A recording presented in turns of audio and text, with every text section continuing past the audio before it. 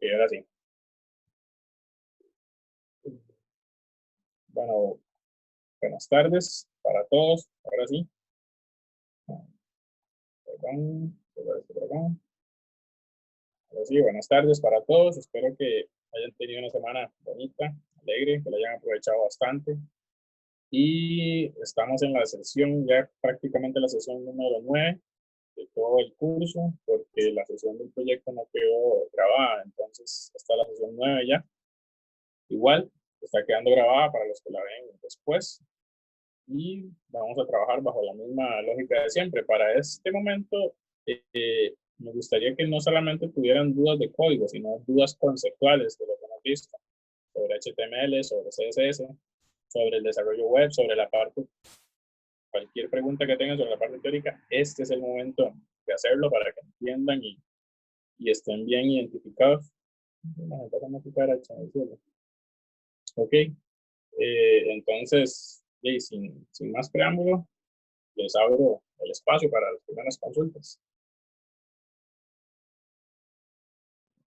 Profe, yo tengo una pregunta a la hora de meter las cosas a la página, hubo una cosa que no puedes solucionar, que era, yo ponía una imagen y quería poner un texto a la par, pero siempre me lo ponía o abajo o arriba. No encontré cómo solucionar eso. O abajo. O sea, yo tenía esa misma duda, necesitaba ponerlo a la par y no podía. Vieras que, vamos a ver, vamos a ver si lo entiendo bien. Si lo soy honesto, vamos a ver. Entonces lo que dicen es que aquí está la imagen y aquí el texto. ¿Sí? Sí, así. Y que les caía aquí y aquí. Ajá. Exactamente, profe. Sí. Bueno, ahorita ni siquiera tengo código de insertar una imagen ni tengo una imagen. Pues que lo mandé. Vamos a ver.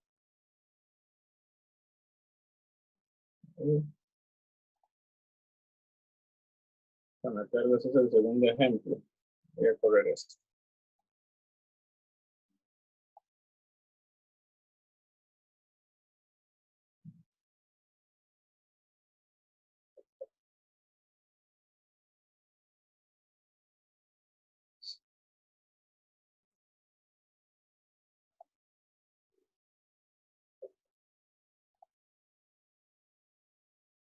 No.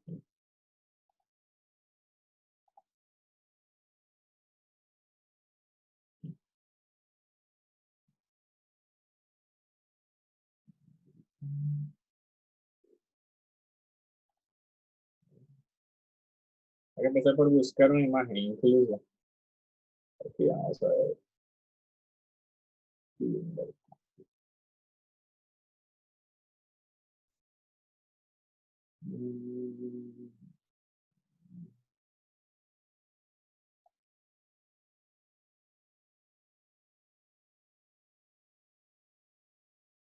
La imagen cualquiera.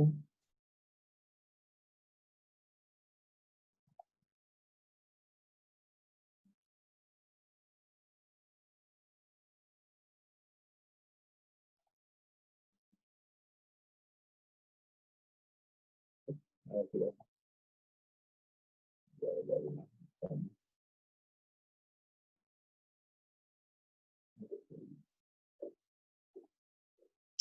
lo tiro así. Pero no era-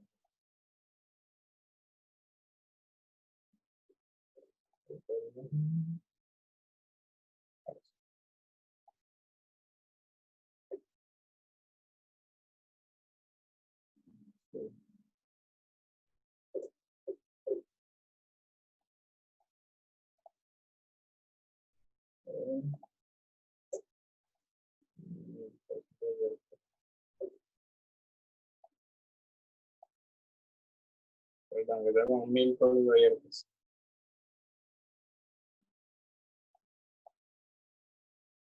Qué bárbaro.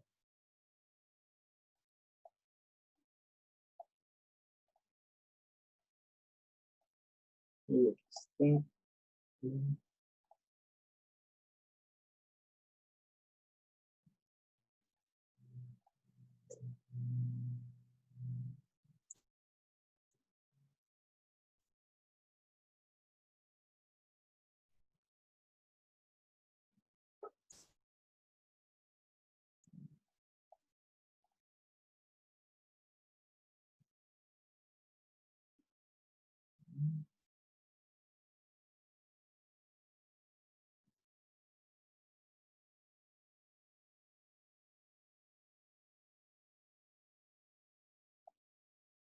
Aquí está Homer.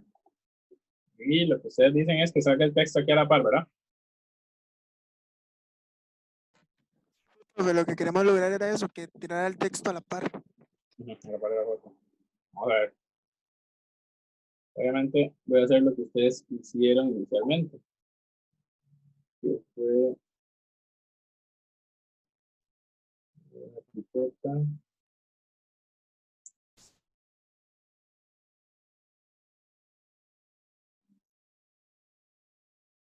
¿Sí?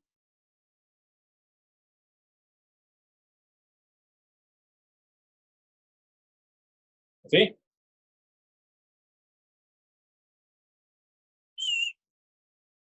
¿Están viéndolo? ¿No has entrado, profesor? Profe, para nosotros. Ah, pues entraba ya esa vaina. Híjole. No, el problema era que a nosotros no nos tiraba así, nada más lo tiraba abajo o arriba de la imagen. Ni siquiera así, pero Profe, yo creo que el problema fue que, un ejemplo, yo no lo hice con un label. Yo a veces utilizaba otras cosas, entonces tal texto. vez... Uno, por ejemplo. Así. Ajá, sí. Sí, vamos a ver. Ok.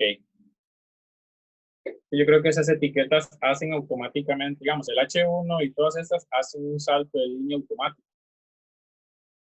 Y vamos a ver. Alt. No me recuerdo qué significaba el alt de las propiedades de la imagen. Voy a quitar esto para ver si tal vez diciéndole este label,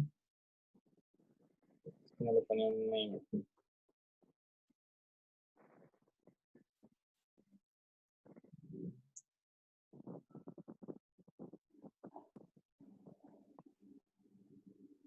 Vale.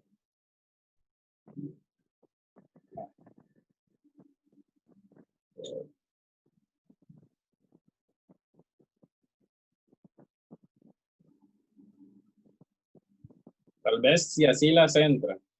Entonces, no la centra. Ok, para centrarla, ya yo tal vez trataría de hacerlo con CSS, pero ya tendría que pensar en div y en otras características. Vamos a ver. No quiero desviarme tanto con esto. Pero, bien. Es que creo que para poder hacer eso, lo que deberían de hacer es hacer esto, un div.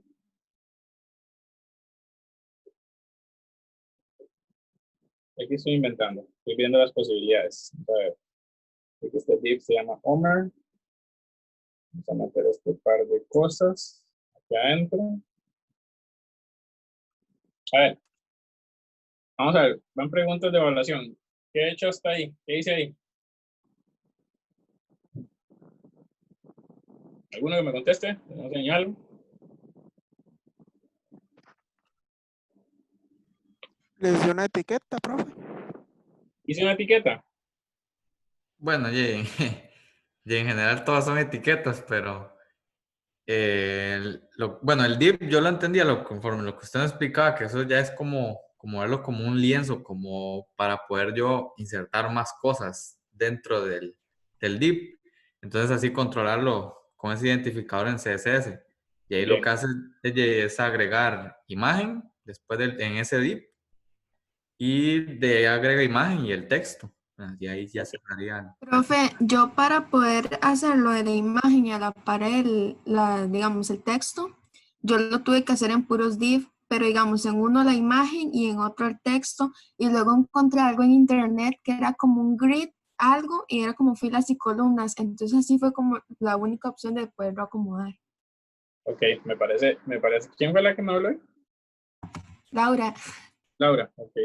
Bueno, algo así, digamos, yo ahorita no estoy seguro que esto que estoy haciendo me va a funcionar, pero por ahí que usted está diciendo va mi pensamiento. Yo aquí, por ejemplo, lo que iba a hacer era simplemente, mira, aquí ni siquiera tengo CSS.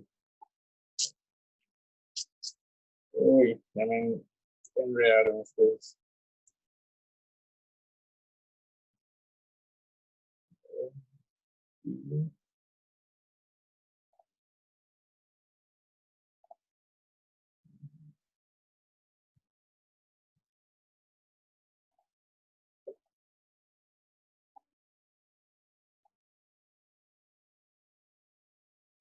Estilo, vamos a ver. Y le estoy hablando, ¿qué me dicen?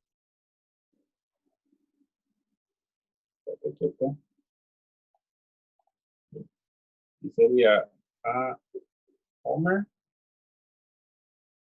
Y pensaría inicialmente en un center. Perdón. Uy, ¿cómo se llama esa propiedad? Align, pixel, no, pixel. Bueno, ahora con pixel align.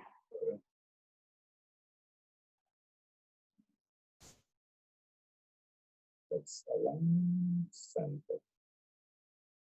A ver qué pasa. Bueno, ahí se alineó horizontalmente. Vamos a ver. Se alinea la imagen y se alinea esto. ¿Cómo sería el line?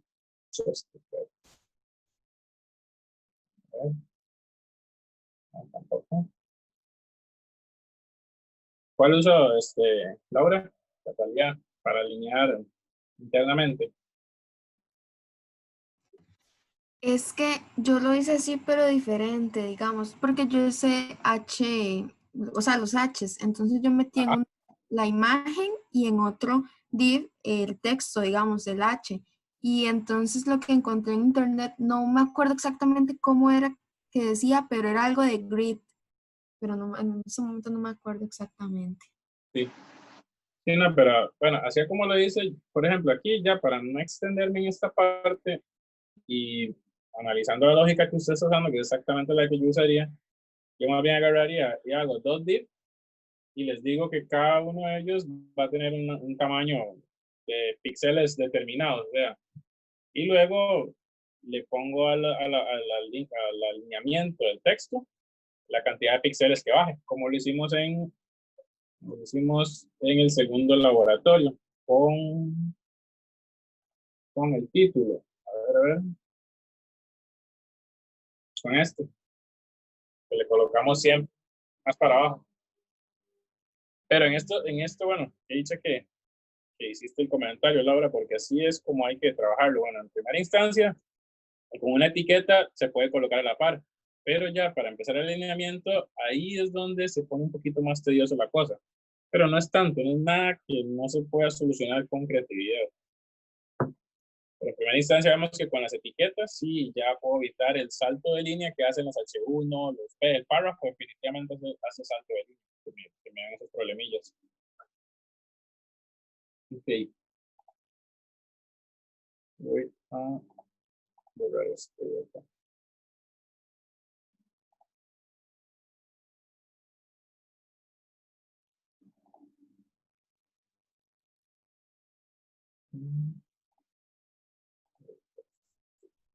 Ok, ¿qué más?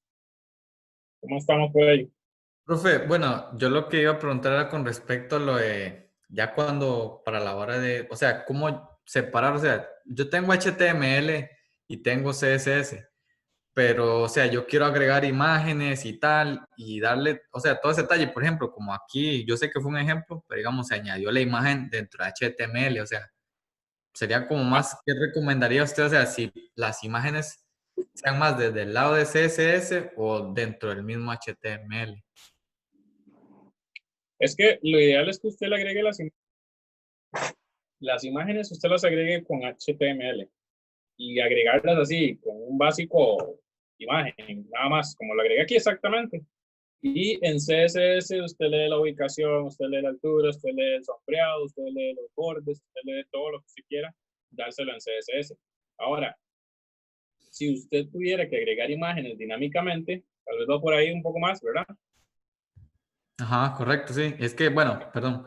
Yo en el ejemplo que usted nos pidió que hiciéramos, yo agregué imágenes y hay un poco de cosas, pero sí tenía esa duda como, o sea, desde la perspectiva de ponerlo, o sea, si ponerlo a un lado, si ponerlo al otro, entonces era eso, ¿no? Ok. Bueno, pero digamos, la respuesta más básica es eso. Agregue las imágenes con HTML. Solamente agregadas, o sea, la etiqueta IMG y lo agregan aquí como está, como lo acabamos de hacer. Y con CSS, hágale todas las propiedades. Con CSS usted puede, bueno, vea como el ejemplo que está diciendo Laura, ella prácticamente con puro CSS logró hacer el efecto que quería ordenarlo. Puede ser que haya una forma más sencilla y de todo.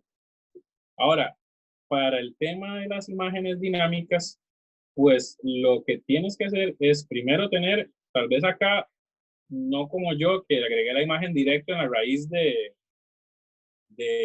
archivo, perdón, de la carpeta, sino crearle una carpeta de imágenes donde van a estar todas esas imágenes. Y ahí ya eso sí después se soluciona con programación. Que eso lo que voy a, ya ese es el video que estoy editando, que cuando hablo de programación estoy hablando de JavaScript. Por ejemplo, la lección que estoy haciendo, mediante JavaScript estoy creando etiquetas. Entonces, hay botones que, por ejemplo, con esta instrucción, está esto por acá, está una etiqueta, por ejemplo, acá, la lección pasada no creamos botones, si no me equivoco. Pero con esta etiqueta yo agrego un botón ahí, por ejemplo. Y este se va a llamar botón, por ejemplo. Y ahí está, ¿ok? Ahora, ese botón que ustedes ven ahí, yo lo puedo agregar de manera dinámica. Axel, ¿se recuerda cuando en Java hicimos el laboratorio de crear botones y eventos dinámicos? Ajá, sí, sí, correcto. Eso exactamente viene en el siguiente video. Ok. Entonces, van a utilizar JavaScript ahora. Lo que pasa es que no me voy a meter ahí porque es un video que lo subo para que esté listo mañana, para que lo puedan ver. Y ahí está cómo agregar elementos dinámicos y cómo escuchar esos eventos. Entonces, como ya en el video no está explicado una imagen, sino está explicado un campo de texto, no, perdón, de manera dinámica son unos botones, pero como ya agrego botones, puedo agregar todo lo demás. Y está también la manera de manejar los eventos. Entonces, no me voy a adelantar por ahí y te voy a dar la simple respuesta que maneje en HTML las imágenes y en CSS maneje todo lo que tenga que ver con diseño. Ojo, aquí quiero aclarar algo. En HTML hay, digamos, me imagino que el enredo va porque hay ciertas cosas que yo puedo colocarle como propiedad a la etiqueta en HTML que realmente son cosas de diseño. Y sí, yo le puedo poner un tamaño al campo con HTML, yo puedo agregarle ciertas propiedades en HTML que son como de diseño. Pero eso ha sido la migración que ha ido teniendo, esa separación entre CSS y HTML. ¿Qué es lo idóneo? Tener claro el concepto. HTML es la información que yo quiero cargar, como esto. Aquí no hay nada de presentación de información, ni lo más que hay. No, no hay nada realmente. Todo esto es cargar información y presentarla. Y luego está el CSS, que es el que le da el ordenamiento, colores, ubicaciones, los datos, todo eso.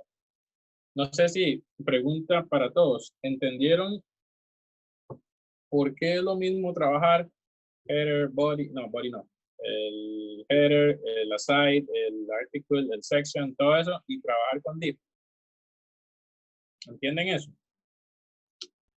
Bueno, yo lo vi más de la parte, JC, para cuando yo quiero darle un diseño, JC, yo lo pongo, digamos que todo junto, todo va a llevar un mismo diseño o algo así, digamos que yo le utilizo una propiedad ahí para hacerle un zoom a a una imagen o que me tire una etiqueta cuando yo hago clic, por ejemplo, en una imagen, y sería identificar todo eso dentro de una sola etiqueta. Y bueno, desde esa parte la veo yo. Porque si todo lo metemos, por ejemplo, con el div que hicimos en el ejemplo que está mostrando usted en pantalla, yo cuando estaba haciendo mi ejemplo ese del perfil, se me empezó a complicar un poquillo, pero, o sea, viéndolo ya, de separarlo por un montón, o sea, un montón no, ya, hacerlo más estructurado por medio de div, sí, o sea, es lo más recomendable, por lo que veo. Al fin y al cabo, todos estos nombres de header, de footer y todo eso, al fin y al cabo es una estructura un poco vieja de HTML, porque véalo como que yo puedo tener un footer o puedo tener un div que se llame footer y logra exactamente lo mismo. Sí, eso es lo que... Yo puedo ubicar en el lugar donde yo quiera. Ok, vamos a ver quién está por aquí. Vamos a preguntarle a Isabel, ¿está por ahí? Sí, profe. ¿Qué en los videos, qué entendió por maquetación? Maquetación. ¿Ah? La estructura, quizás. Me estoy equivocando. No, pero dígame un poquito más, ¿va por ahí?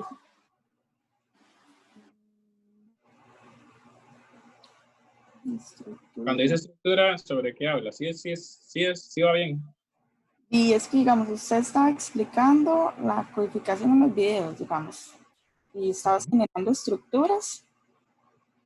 Cada vez generabas estructuras, ya fuera de título, el artículo 1 o artículo 2, digamos. En cada uno generando los textos que usted iba diciendo, digamos, si queríamos, podíamos añadirle, digamos, lo que uno quisiera. Porque usted la estaba haciendo, digamos, de la manera de suya, prácticamente. Nosotros teníamos que añadirle, digamos, lo que quisiéramos. Okay. Bien. Digamos, maquetación podría pensar como que era la maquetación acorde, digamos, a lo que di la estructura, prácticamente, digamos. Ok, cuando hablamos de maquetación, es la forma en la que yo quiero presentar mi proyecto. En el video yo ponía 3 imágenes. Una que tiraba título, tiraba panel de navegación, luego tiraba secciones, artículos, pero también les ponía otras imágenes, donde cada sección volvía a tener un título, un artículo, una sección, y se puede repetir. Al fin y al cabo, pero hay algo muy importante en la maquetación. Antes de ustedes empezar a desarrollar, y ustedes pueden agarrar una hoja. Mira, no sé. A ver, quítese, ahí está, una hoja. Y pueden en esa hoja empezar a hacer esto, tiran el cuadro, ya voy para allá. Tiran otro, tiran esto. Aquí, por ejemplo. No sé si se va a ver, no se va a ver nada. Sí, el fondo virtual no lo deja, profe. No se va a ver nada. Pero, vamos a ver. Voy a hacer otra cosa. Vamos a ver, acá. A ver si se ve. Ahí está. Ok, cuando hablamos de maquetación es algo primordial porque lo más complicado de no saber maquetar o de no tener claro que yo debo tener mi maquetación, por lo menos en la cabeza inicialmente, es hacer un cambio después. Porque entonces voy a empezar a mover un montón de elementos que no tengo como en NetBeans, que tengo una paleta que me ayuda a resolver eso. Entonces, yo tengo que tener claro que voy a tener un lienzo, por decirlo de alguna forma. A ver, en el chat. Parecido a diseñar, sí, correcto, es exactamente la parte de diseño. Ok, me imagino que por aquí hay cuadros, pero yo soy arcaico, entonces no los encuentro. Entonces, yo tengo que tener la capacidad de saber, bueno, ¿cómo quiero mostrar mi página? Bueno, voy a hacer un título. Y en lugar de tener secciones y publicidad, bueno, no voy a tener publicidad, o la publicidad la quiero poner abajo. Entonces realmente quiero hacer un título y quiero tener toda una sección que me vaya mostrando un montón de artículos, pero los artículos aquí se van a ir acomodando con un scroll, por ejemplo. Entonces, si van saliendo más, bueno, aquí realmente no hay un scroll, simplemente usted va a ir bajando el lienzo. Y aquí van a ir apareciendo, digamos que su consulta es una imagen con un texto. Y se van a ir cargando. Una imagen, un texto, y así sucesivamente. Y tengo que saber que no puedo ponerle un tamaño fijo a algo si van a haber muchas imágenes con muchos textos. Por ejemplo, que ustedes hagan una consulta en una base de datos y que esa consulta devuelva el nombre de una imagen y la imagen. Entonces, pueden ser 1, 2, 100 o 1000.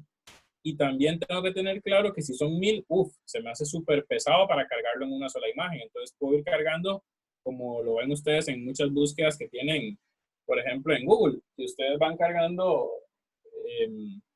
una búsqueda y les dice 0 de 50 resultados, 50 de 100, entonces los vas seccionando por cada 50 resultados. Eso es parte de maquetar. No tiene nada que ver con programar, pero sí es una parte de diseño. O sea, es el momento en el que ustedes dicen, mira, quiero mostrar todo mi proyecto, lo ideal es mostrarlo así. Como puede ser algo tan sencillo como lo que yo estoy haciendo, puede ser algo más complejo, donde yo tenga más páginas, más secciones, un panel de navegación, donde tenga algo que creo que lastimosamente por tiempo no vamos a ver, que es Responsive Web Design, donde yo tengo que saber, mira, quiero que mi página ahora también se muestre para un teléfono. Entonces, como ahora se va a mostrar para un teléfono, ¿qué va a pasar? Que entonces, cuando está en una dimensión de PC, de computadora, ahí va a tener esta presentación. Y la barra de navegación va a ser así. Pero cuando esté en un teléfono móvil, entonces, en lugar de tener estas rayas, va a aparecer como una X. Y ahora, en lugar de ser así, se va a desplegar hacia abajo. Todo eso es maquetación. Entonces, es algo similar en NetBeans. O sea, ustedes no podían ir, empezar y agregar botones y botones sin tener una noción en la cabeza. Solo que, por ejemplo, en NetBeans todavía podían jugársela más porque tienen una paleta donde van agregando. En este caso no pasa eso. El problema es que yo tengo que tener una paleta y voy a hacer un dibujito, ya sea, hay herramientas de software para poder hacer estas maquetaciones, o en una hoja, en un papelito, y después de ahí ustedes van a ir colocando código cada vez, código y código y código. Y hay algo muy importante, de crear un archivo nuevo. Profesor, entonces, perdón. Sí, escucho. Primero que se debe hacer es la maquetación y posteriormente realizar el código. ¿Da? Con la maquetación podemos saber el estilo final que deseamos obtener de nuestro trabajo. Exactamente. Ahora, por ejemplo, vamos a ver. Vean en algo tan sencillo como empezar una página. Si yo sé, mira, borré la imagen que tenía. Bueno, digamos que recordémonos la que teníamos ahí. Déjenme tratar de recordarla. Ok, ahora voy a ponerla aquí. Voy a seguir con este home. Yo voy a crear un archivo HTML. Voy a poner aquí index. Ya tengo index. Ya tengo index. Vamos a ponerlo aquí, file, vamos a poner página. ¿Por qué? Ouch, no le puse HTML. Ya unas tonteras que estoy haciendo.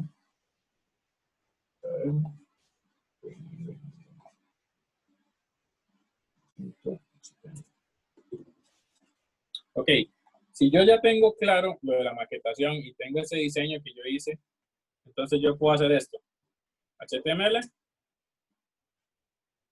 Y en mi body ya sé desde un principio que necesito 3 div. Título, sección donde va a ir todos los componentes y abajo un footer que se va a estar mostrando. Entonces yo haría aquí div. Y el primero le puedo poner, voy a poner el título. Ya tengo el primer div. Luego hago de una vez el otro div que se va a llamar, podemos ponerle cuerpo. Y el último lo creo de una vez. Y a este le voy a poner ID pie de página. ¿Sí? Esto es lo que me permite la maquetación. Ahora sí, si yo quiero seguir trabajando, ¿yo qué haría? Me centro acá, separo esto y acá, o incluso los voy dejando juntos ahí. Pero tengo mi código muy limpio. Incluso a veces a mí me gusta hacer esto y me concentro ahí y empiezo a trabajar. Ya sé que tengo una sección que sirve para algo y otra sección que sirve para otra cosa. Y con eso no tengo problemas. Entonces, no se vayan directamente, sobre todo en HTML, que es tan sencillo digitar código y ver resultados. Desde que usted pone HTML y pone un H1, ya usted ve resultados en la página. Entonces, no hagan esa práctica para que puedan diseñar un poco mejor. Ok, seguimos. ¿Qué más dudas han tenido?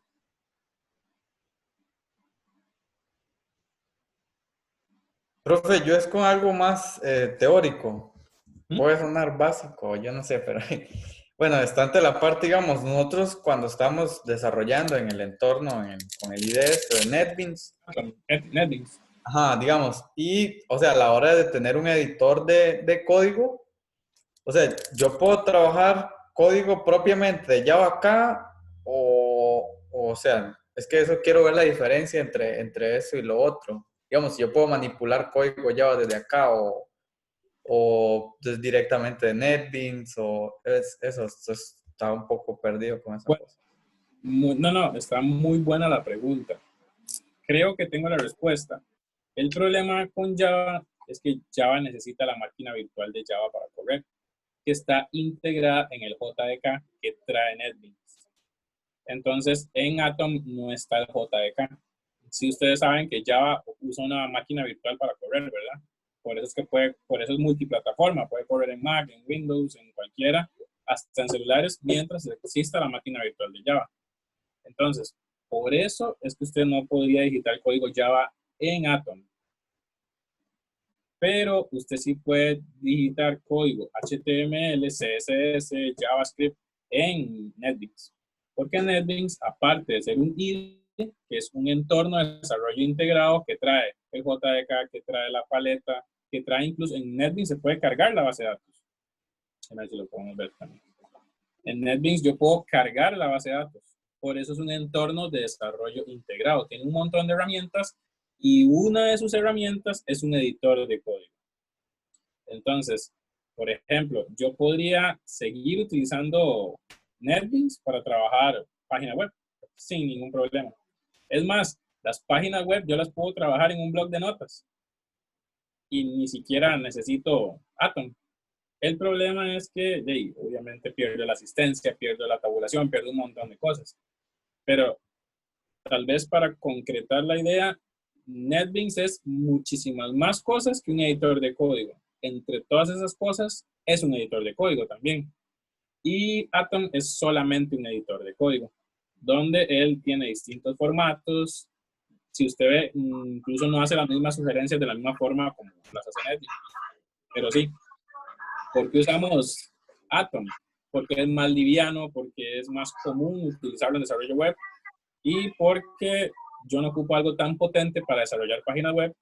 Bueno, tampoco es que Java es algo tan potente, pero sí requiere más herramientas para poder correr. Vean que acá en...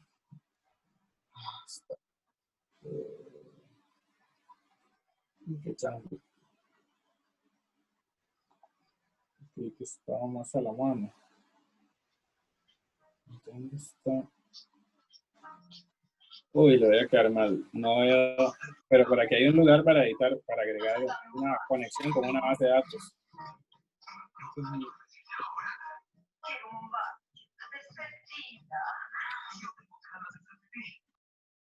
Listo.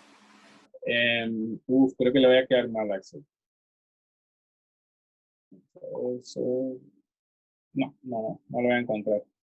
Él, después de que usted le agrega una base de datos, él le hace un icono acá y le permite a usted conectar una base de datos e incluso crearla desde el propio NetBeans.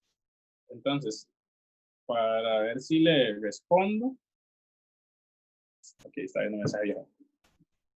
Resumido, NetBeans tiene las características de Atom, pero Atom no tiene las características de NetBeans. NetBeans es algo muchísimo más grande que Atom, pero es innecesario utilizarlo porque si solo verlo desde el punto más básico, usted cargando NetBeans dura toda la vida. Tiene que cargar la máquina virtual de Java para editar un simple archivo de texto, porque antes de que un archivo sea HTML, es un simple archivo de texto.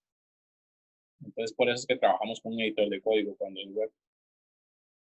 No sé si le contesto. Sí, ya, ahora sí. Sí, es que estaba confundido con eso, entonces ya, ahora sí. Sí. Ok, de los primeros 3 videos, HTML, CSS, JavaScript, de la parte teórica, ¿hubo algo que les quedara dudas?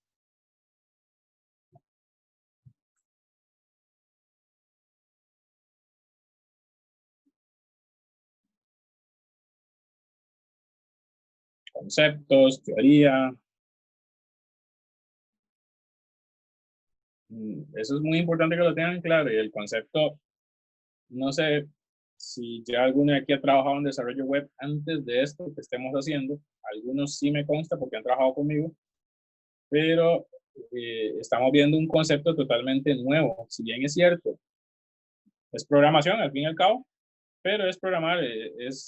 Antes usted se movía, digamos que es moverse, pero antes se movía en un carro y ahora se mueve en bus. Entonces es muy distinto, no puedo salir a la misma hora, tengo que adaptarme a los horarios de otro, pero es el mismo concepto, me va a llevar de un punto a otro.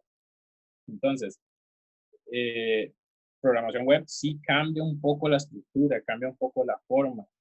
Por ejemplo, ¿qué entendieron por frontend y backend?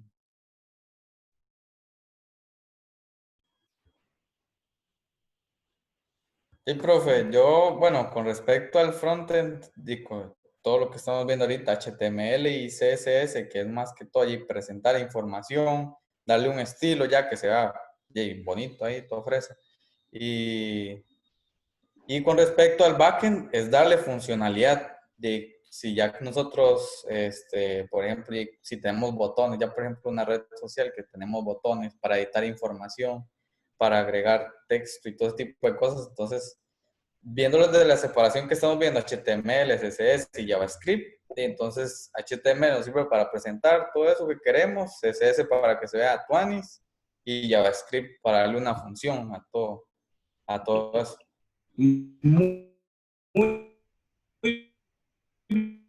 bien, muy bien. Es Sí, como lo que va a ver escucho. el usuario y backend es como todo lo que uno hace, digamos, lo que está detrás de eso, o sea, para ya generar eso. Parte del cliente y la parte del servidor. Bueno, también se puede hacer una separación. ¿Sí? Ok. ¿Por qué, o sea, qué entienden por servidor en el desarrollo web? Exactamente. Voy llamando al azar, para que no me contesten los mismos de siempre. Kevin.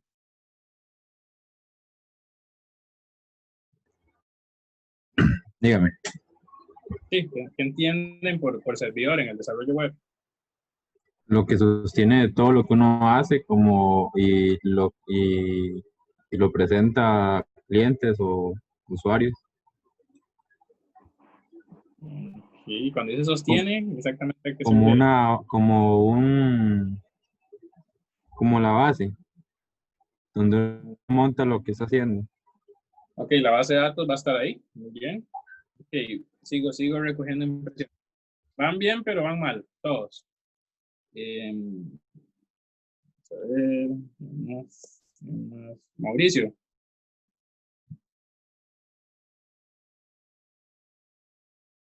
Dígame, profe. Lo mismo, sigan mismo ¿Qué entiendo por servidor? por servidor y frontend y backend. Bueno, la parte de frontend es la parte que se va, bueno, el cliente o el usuario va a interactuar, que es la presentación, que es lo que realmente al final, en teoría, a muchos les llama la atención, porque es la parte visual que entra por la vista y es lo que le interesa a veces a muchos.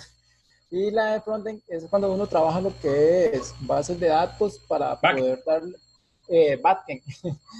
Es toda la parte de codificación, de darle funcionalidad a cada cosa que uno hace. Digamos, como un botón que ocupa que haga una operación o algo así, o que me redireccione a otro lugar. y poder guardar eso siempre en una base de datos, de tenerlo todo como tal vez en la nube. Creo que es que se guarda eso, ¿verdad?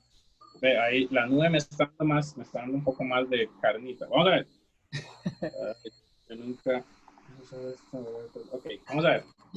Todos están bien. Bueno, no está me dio más datos. Todos están bien y todos están mal. ¿Por qué todos están bien? Porque tienen muy clara la separación entre arquitecturas o tecnologías y lenguajes que corresponden al navegador, que son para el cliente, o sea, para el usuario final, y el backend son arquitecturas, tecnologías y herramientas que son del lado del servidor. Lo que no noto claro es que ustedes tengan claro por qué existe esa división. Entonces, por un lado,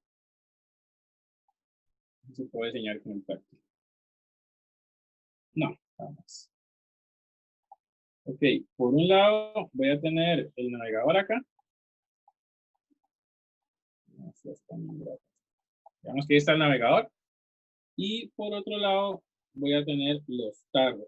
¿Okay? ¿Qué quiere decir esto? Los tarros que, muy bien, cuando hablaron de bases de datos, cuando hablaron de otras cosas. Pero, por ejemplo, JavaScript es una arquitectura que nació para el frontend. Realmente no es, JavaScript está orientado a correr en un navegador. Y lo que corre en un navegador es frontend. O sea, lo que corre en un navegador es frontend. ¿Por qué JavaScript con el tiempo se volvió un lenguaje tan potente y tan versátil que con una tecnología que se llama Node.js, JS, corre del lado del servidor? Pero cuando hablamos de un lenguaje, que eso lo vamos a ver, creo que ya es el video que sigue después del que les voy a subir ahorita, les voy a subir ahora de JavaScript, el que sigue ya es de cliente-servidor. Cuando una aplicación corre del lado del servidor, necesito un programa que levante. Vieron ahorita que yo estaba usando para pantalla. Vieron ahorita que esto, Atom Live Server. ¿Están ubicados? Sí, profe. Ok. Cuando vieron Atom Live Server, vieron que en el navegador, vean, o sea, si se ve acá, en el inicial, ¿lo ven? Que dice 127.0.0.1, eso es mi IP, esa es la IP local, y el otro es el puerto, 65.317. Eso es un servidor. Es una aplicación que está corriendo aparte para levantar páginas. Entonces, no está corriendo como, o sea, es lo mismo, es la misma página web, pero en este caso está corriendo un servidor. ¿Por qué? Porque lo necesita así para poder estar refrescándolo todo el tiempo, que ya no está exacto cuando recién. Ahora, cuando hablamos de tecnologías y arquitecturas del lado del servidor, estamos hablando de que hay que, por ejemplo, levantar un Node.js que convierta JavaScript en lenguaje de backend. Si hay algo que no me entienden, me preguntan inmediatamente, por favor, porque ya uno empieza a usar un poquito el lenguaje técnico para explicar. Por ejemplo, SAMP es una aplicación que va a permitir que corramos PHP. Cuando hagamos las funcionalidades de conectar a la base de datos desde una página web, vamos a usar PHP del lado del servidor. Entonces, para usar PHP del lado del servidor, vamos a usar SAMP. SAMP lo que hace es que corra Apache. No, perdón. Bueno, con Apache levanta la página, pero no, es PHP. Y así es como funciona el lado del servidor. Ahora, ¿por qué es que existe esa división? Voy a regresar a la pizarra. Ahí estamos. Ok. Porque todo lo que esté en una página web, perdón, todo lo que esté en una página web, absolutamente todo, es accesible para el usuario. Todo, todo, todo. Ahora, ¿qué pasa si hay datos sensibles? ¿Qué pasa si hay información que no se puede acceder? Y cuando le digo que es accesible, ya estoy adelantándome a lo que va a checar el video, no importa. Cuando digo eso, es porque, por ejemplo, a ver, okay, ahí está. Por ejemplo, si a esto yo le doy, bueno, lo que explicaba Axel, si a esto yo le doy ver código fuente de la página, vean que ahí me aparece el código fuente de mi página. Y si ahí estuviera información sensible, si estuviera las contraseñas de los usuarios, si estuviera, no sé, fotos de la cuenta de usuario de alguien personal, etcétera. Por ejemplo, entremos a YouTube, el canal, ahí está.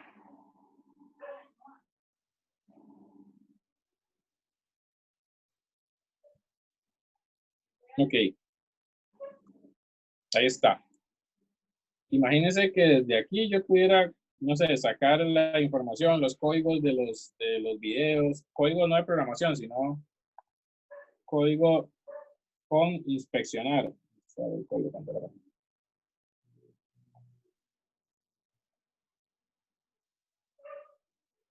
A ver.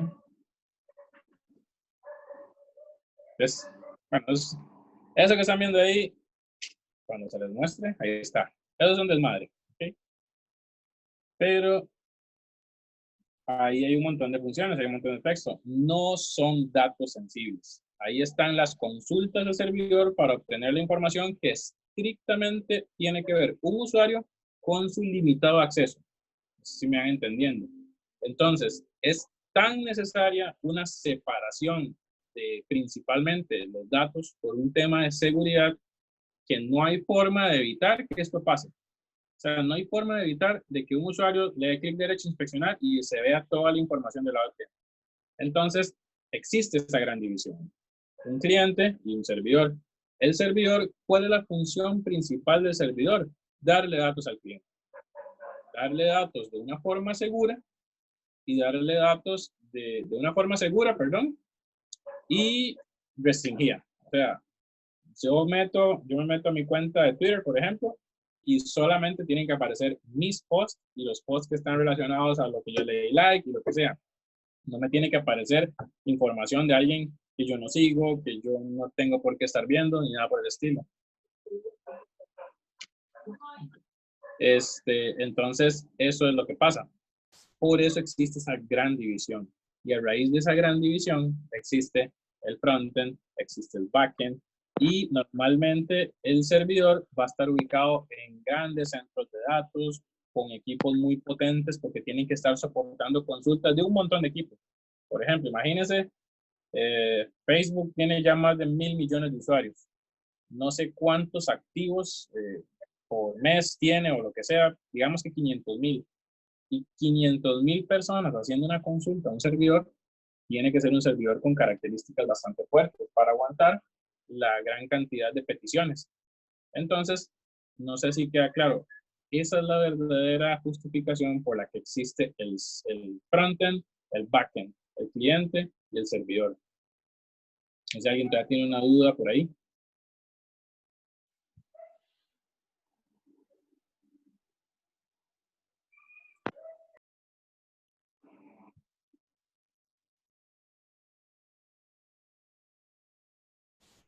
Ok. Igual, esto que estoy explicando ahorita, ya le silencié el micrófono, lo tenía abierto, no sé si iba a decir algo. No, sorry, profe. Ok. Es que yo dije, si alguien quiere decir algo, y pum, silenció el micrófono. A ver. Sigo acá. ¿Qué más? De la teoría. Hablamos de un montón de cosas, la verdad, iba en ese video. ¿Qué más? ¿Qué otras dudas tienen, Profe, señor? bueno, yo en lo particular lo que quería hacerle una consulta es, digamos un ejemplo, JavaScript en teoría se encargaría casi que, mejor dicho, como la funcionalidad de todo lo que Venga. tiene, lo que uno agregue, digamos, al HTML, al cuerpo. Por decirlo en otras palabras, la funcionalidad. Digamos un ejemplo, en el esquema de HTML, en el cuerpo, yo agrego varios botones y para yo darle una funcionalidad utilizo JavaScript, o independientemente se puede hacer con con la estructura que por decirlo así, deriva de HTML o HTML, porque entiendo que HTML no es un lenguaje, nada más es como un estado de maquetación donde se puede agregar todo. Es como el cuerpo, el cuerpo del ser humano, y estoy entendiendo que JavaScript es como los órganos donde está dando todas las funcionalidades, y el CSS es el color que uno le da, como el color de piel y todo eso, para darle... ¿Es así o me equivoco? Sí, no, creo que está muy bien en el concepto. Lo único para aclararle ahí es el tema de la funcionalidad. La única, vamos a ver, HTML tiene los métodos get y post, que no me voy a meter mucho ahí porque es el siguiente video después de este que voy a publicar de JavaScript. Pero los métodos get y post son esos métodos que me permiten a mí ir a obtener datos al servidor y mostrarlos. Y mostrarlos en el cliente. Esos métodos yo los coloco en el HTML. Yo coloco método get, método post, y podríamos decir que ahí le estamos dando funcionalidad en HTML, pero realmente no, solamente lo estamos invocando. Cuando hablamos de JavaScript, estamos hablando de funcionalidad, pero primordialmente funcionalidad del lado del cliente. Porque, por ejemplo, si yo hago, ok, pensemos en esto, un ejemplo. Si yo hago una calculadora, creo que con este ejemplo va a quedar bien claro. Ahí está. ¿No se ve? No, no se ve porque tengo solamente una. Ahí está. Si yo hago una calculadora, la calculadora no ocupa conectarse a un servidor para nada, porque todas sus funciones están cargadas directamente en el código. Un logaritmo, una raíz cuadrada, una división, una multiplicación, lo que sea. Esas funcionalidades se hacen con JavaScript y no se colocan en el HTML, aunque el JavaScript va a estar empotrado en el HTML. Entonces, JavaScript lo que me va a permitir a mí es tomar los datos que vengan en el formulario HTML y hacer los cálculos. 8 más 8, bueno, se va a volver el 16. 7 por 5, eso me va a volver el 35, etcétera, etcétera, etcétera. Entonces, esos procedimientos me los va a hacer JavaScript. Ahora, si hay que ir por la cédula de un usuario, perdón, por el nombre de un usuario con relación a la cédula, ese ya no es JavaScript en su concepto, porque claro, con Node.js, JavaScript puede trabajar del lado del servidor. Pero ahí, por ejemplo, nosotros vamos a usar PHP para irnos hasta el servidor, traer los datos, llegan a JavaScript, que ya está del lado del cliente, y si hay que procesar algo, por ejemplo, agarrar el nombre y concatenarlo con el apellido o algo así por el estilo, se hace en JavaScript, se agarra el nombre y el apellido concatenados y ese se envía hasta HTML para presentarlo. No sé, Mau, si... No, profe, sí, realmente sí me quedó bastante claro porque ahora sí ya le entendí un poco más. Repito algo, con JavaScript no se preocupen porque solamente hablamos en la parte teórica. De JavaScript solo hemos hablado teoría. Ya nada más 30 minutos antes de conectarme con ustedes, terminé los videos de JavaScript, los iniciales, y los voy a subir y ahora sí, con ese vamos a empezar a trabajar. Como les dije, después de ese les voy a subir el proyecto para que ya lo puedan empezar a trabajar. ¿Qué más? ¿Cómo estamos? ¿Cuánto tiempo ya? Una hora ya. ¿Qué más? ¿Qué más? ¿Qué más? ¿Profe? Señor. Sigo otra vez yo preguntando. Bueno, nada, en CSS, digamos, es que no tengo muy claro porque, bueno, no estoy tan familiarizado en ese lenguaje de CSS, ¿verdad? Para llamar, digamos, un ejemplo, como esto que hace usted acá, de que le dio un color y todo eso lo hizo con CSS, pero usted cuando llama algo como nav de navegador, todo lo que esté dentro del nav, todo va a cambiar a cuando usted lee todo lo que usted quiera en CSS, ¿es correcto? Así mismo. Y como, digamos, un ejemplo, porque es que yo he visto que a veces en CSS lo que hacen es llamar tecla numeral con no sé qué, el nombre, y no he entendido esa definición, porque a veces también lo usan nada más con el nombre. Eso es una pregunta concreta. Vamos a ver. Vamos aquí. ¿Dónde rayos?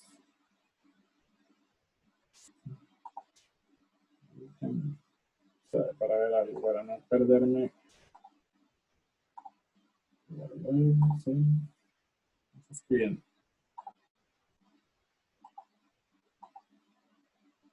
En HTML vi que uno puede crear un botón normal y este no puede enviar datos y otro con submit. Submit es con B. Si lo hace enviar datos, ¿por qué pasa eso? Ok, perdón, para contestar ese mensaje que tengo en el chat de una vez, antes de contestar a Mauricio. Submit es el evento o el botón que es el que usa get y post para ir a pedir datos al servidor. Entonces, ese es el que estoy diciendo, que se puede prestar para interpretaciones confusas, pero eso es cuando vamos a ir por datos hasta un servidor. Cuando el dato no ocupa ir hasta allá, yo puedo perfectamente trabajar con JavaScript, la funcionalidad. Y repito, no se estresen por JavaScript ahorita hasta que suba los videos. ¿Okay? Y para contestarle a Mauricio, voy a cerrar para estar seguro de los archivos en los que estoy. Aquí estamos en index y en estilo. Estilo, ahí.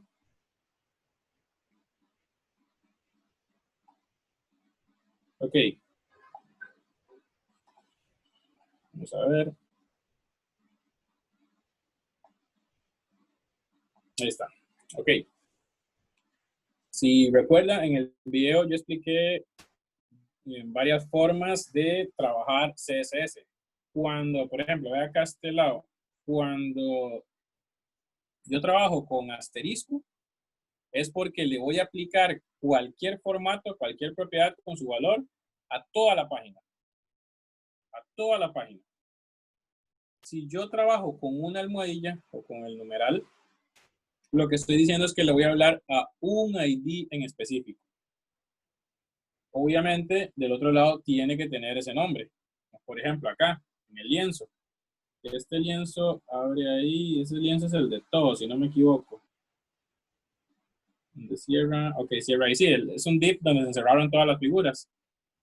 Con este ID, se me perdió otra vez, aquí está el lienzo, yo le voy a aplicar a ese en específico. Ahora, cuando utilizo header o utilizo esto, es porque yo le puedo hablar directamente de etiqueta. Por ejemplo, yo incluso podría utilizar aquí un div. Lo que pasa es que si uso div, le voy a aplicar ese formato a todo lo que diga div. Por eso uno no la usa. Pero yo le puedo hablar aquí a section. Y en section le digo, trabaje eso. ¿Okay? Recuerden, section, article, footer, header, todo eso lo puedo sustituir por div. Pero si uso section, article, header, footer y uso esas cosas, les puedo hablar directamente. Ahora, yo también podría hacer un section y a ese section le pongo ID, sec, y entonces en lugar de hablarle section, le hablaría numeral sec. ¿Esa parte me la entendió, Mau? Dígame, profe. ¿Esa parte me la entendió? No, eso es lo que no había comprendido. No, pero ahorita lo que acaba de decir, que yo pude haber hablado a section aquí, o sea, yo pude haber hecho section así, o pude agregarle un ID a section y en lugar de hablarle así section, le digo numeral sec.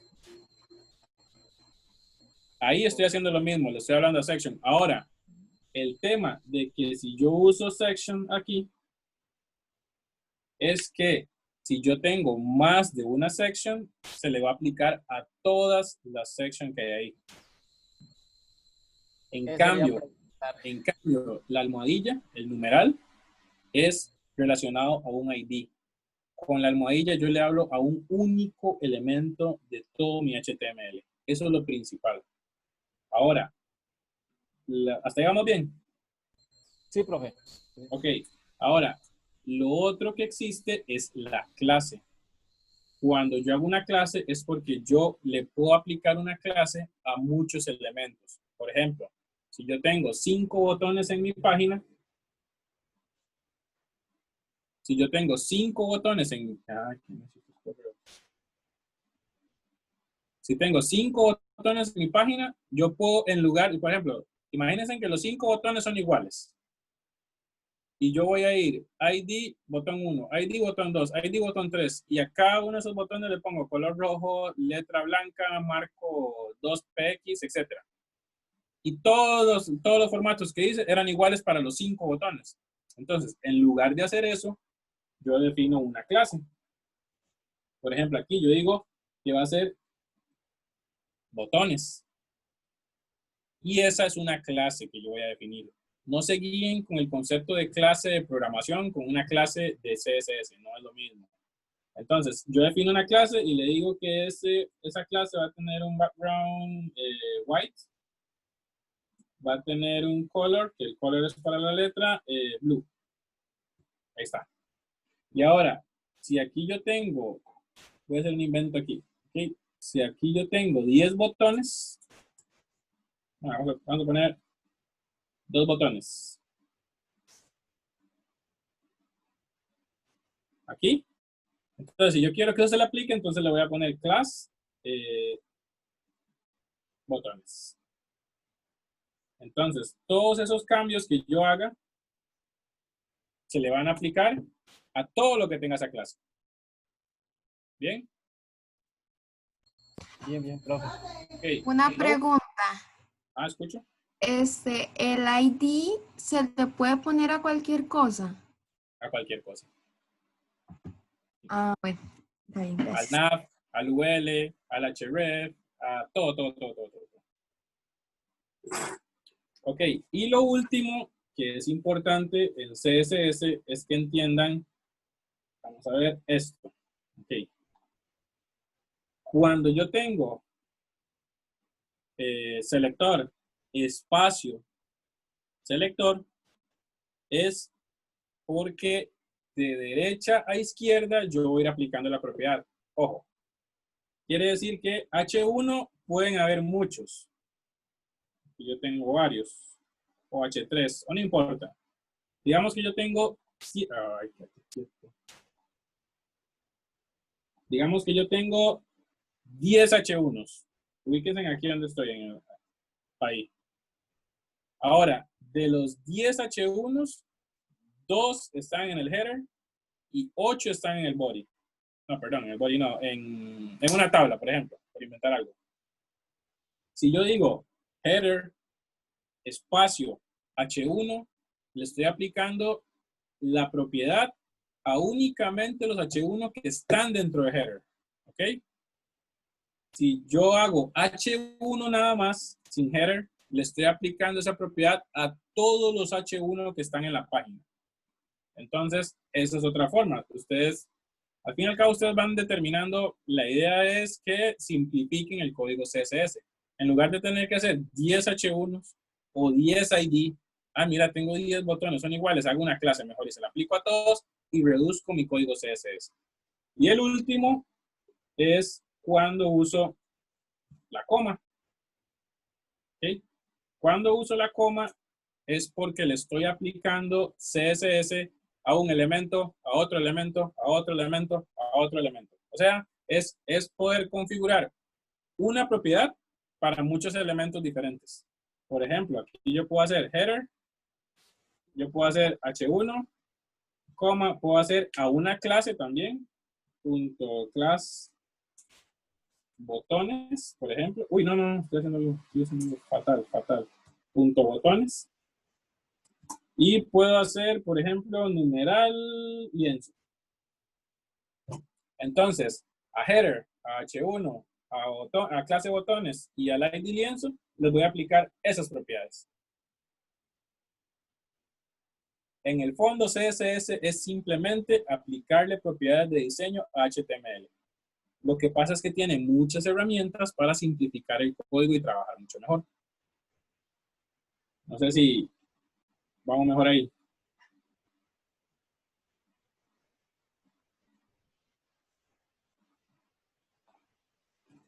¿Bien? Sí, profe. Gracias, más bien. Excelente explicación. Teoría. ¿Quién más? ¿Cómo estamos?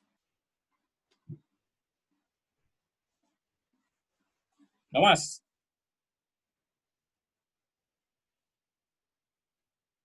Ok, tampoco es tan raro que no tengan muchas dudas. Realmente no hemos visto, bueno, podrían tener muchas dudas de la parte teórica, pero veo que les quedó un poco claro y no es irónico el comentario. HTML y CSS, realmente, si entendieron la estructura, eso es lo más importante hasta el momento. Si vieron el laboratorio que les puse, es muy sencillo. Entonces, por ahí no tienen por qué preocuparse. Ahora, la otra semana, el otro jueves, vamos a hacer otra vez sesión síncrona.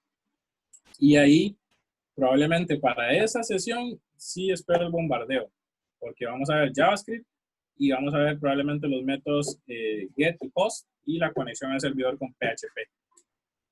Tal vez no me dé chance la de PHP, pero sí vamos a ver la conexión con servidor, con get y con post. Y ahí van a tener ya toda la carne para hacer el proyecto.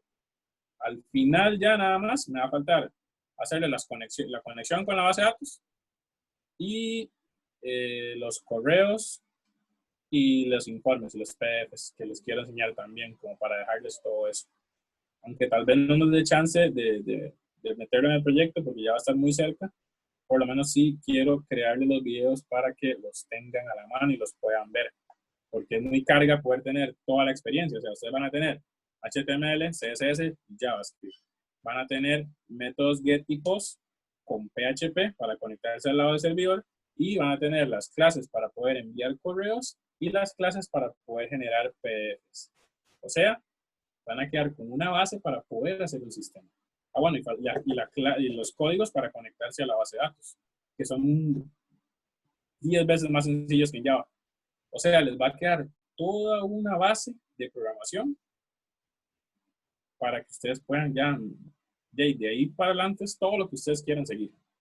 Pero les queda toda una base que les permite desarrollarse completamente en desarrollo web.